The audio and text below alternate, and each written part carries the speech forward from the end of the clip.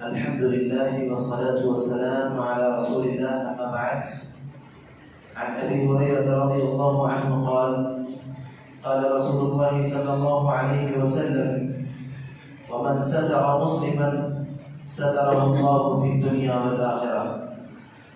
معزز و محترم بھائیوں، حدیث کے اکثر حصے کا درس کل ہم نے آپ کی خدمت میں رکھ دیا تھا، اور اسی حدیث کا یہ ٹکڑا جو میں نے آج آپ کی خدمت میں رکھا ہے انشاءاللہ آج اس پر ہم بات کریں گے. نبی صلی اللہ علیہ وسلم کی حدیث کا مطلب ہے کہ وَمَنْ سَتَرَ مُسْلِمًا، جس نے کسی مسلمان کی ستر پوشی کی، اس کے عیب کو چھپایا، سَتَرَهُ اللَّهُ فِي الدُّنْيَا وَالْآخِرَةِ، اللہ تبارک و تعالیٰ اس کے عیب پر پردہ ڈال دیں گے دنیا میں بھی اور کل قیامت کے دن بھی. یاد رکھیے کہ یہ بہت بڑی فضیلت والا عمل ہے. انسان سے کون سا انسان ہے جس کے پاس اپنے راز نہیں ہوتے؟ کون سا انسان ہے جس کی اپنی غلطیاں نہیں ہوتی، جس سے گناہ نہیں ہوتے؟ انسان تو مطلب ہی ہے غلطیاں کرنے والے کا نا. الانسان مرکب من الخطأ والنسیان ہے نا، کہ انسان تو بنا ہی ہے غلطیوں سے، بھول چوک سے اور نسیان سے.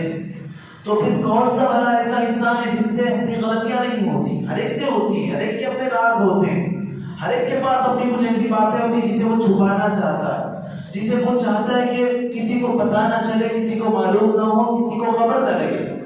ایسے میں اگر کسی کی کوئی ایسی بات کسی دوسرے بھائی تک پہنچ جائے اور جس کی بات ہے وہ اسے چھپانا چاہتا ہے، تو پھر جس بھائی کو پتہ چلی ہے وہ بات، اسے بھی چاہیے کہ وہ اس کی حفاظت کرے اور وہ اسے چھپائے، وہ اس کی دوسروں کو خبر نہ لگنے دے.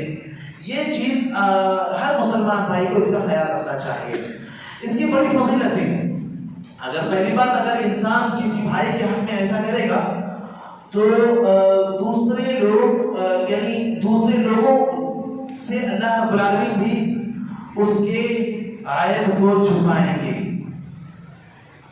جو انسان ایسا کرے گا اللہ تبارک و تعالیٰ کی جانب سے اس کے حق میں بھی بڑی فضیلتیں ہیں.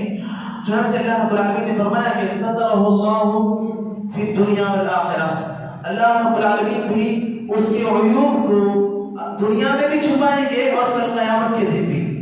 حدیث میں آتا ہے اللہ تبارک و تعالیٰ بندے کو بلائیں گے اور قریب بلائیں گے، اس کے کان میں کہیں گے بندے تو نے یہ گناہ کیا ہے.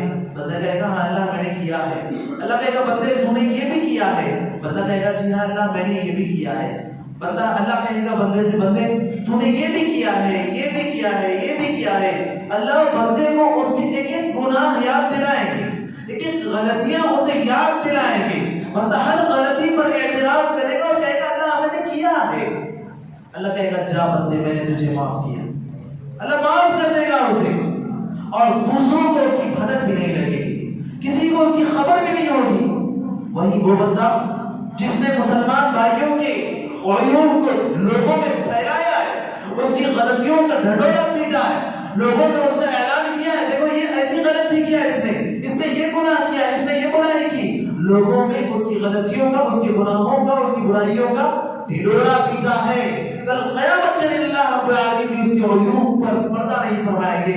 اور دنیا، جب سے یہ دنیا بنی ہے اور جب تک یہ دنیا رہے گی، تمام کے تمام لوگ وہاں پر موجود ہوں گے اور اللہ تبارک و تعالیٰ سب کے سامنے اس کی وہ غلطیاں اسے یاد دلائیں گے.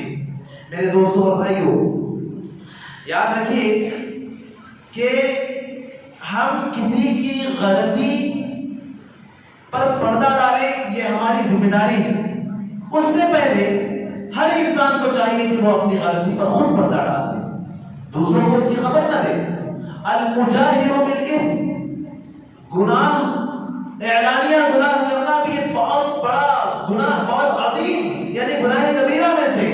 پہلی بات تو بندہ گناہ کرے اور اس کے بعد اس کا اعلان کرتا پھرے، اس کا ڈھنڈورا خود ہی پیٹتا پھرے، شوق سے لوگوں کو بتاتا پھرے میرا فلاں سے عشق چل رہا ہے، میرا فلاں سے تعلق ہے، میں نے فلاں کے ساتھ نعوذ باللہ عمل کیا ہے، میں نے فلاں گناہ کر لیا، میں نے فلاں کام کیا ہے، میں نے فلاں فلم دیکھی ہے،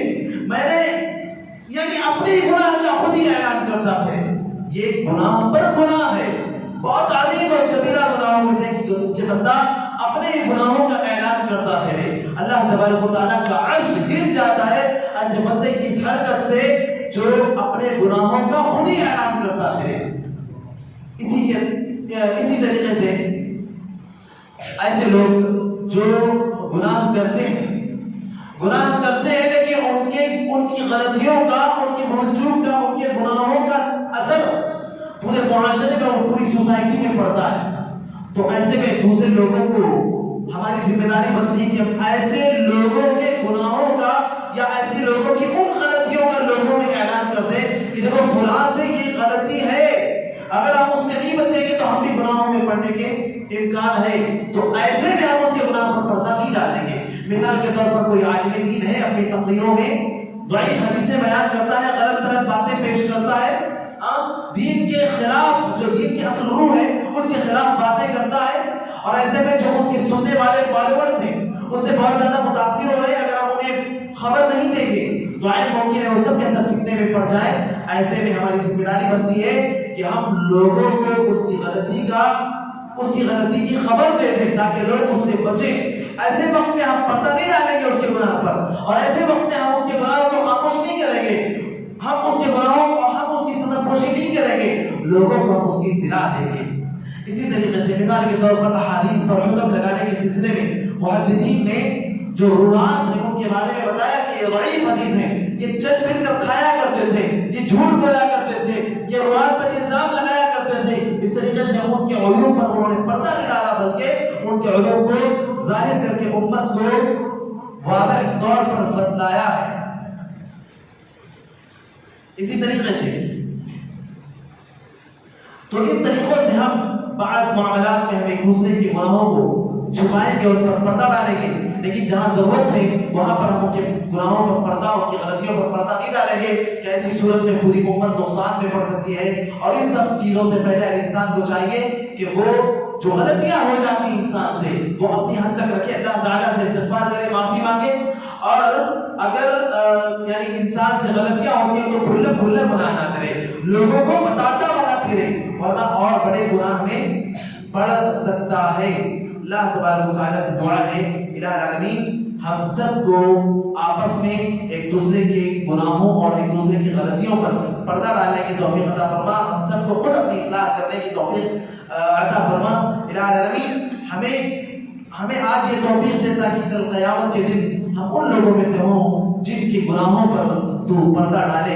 اقول قولی هذا واستغفر الله لي ولكم ولسائر المسلمين من كل ذنب انه هو الغفور الرحيم، والسلام عليكم ورحمة الله وبركاته۔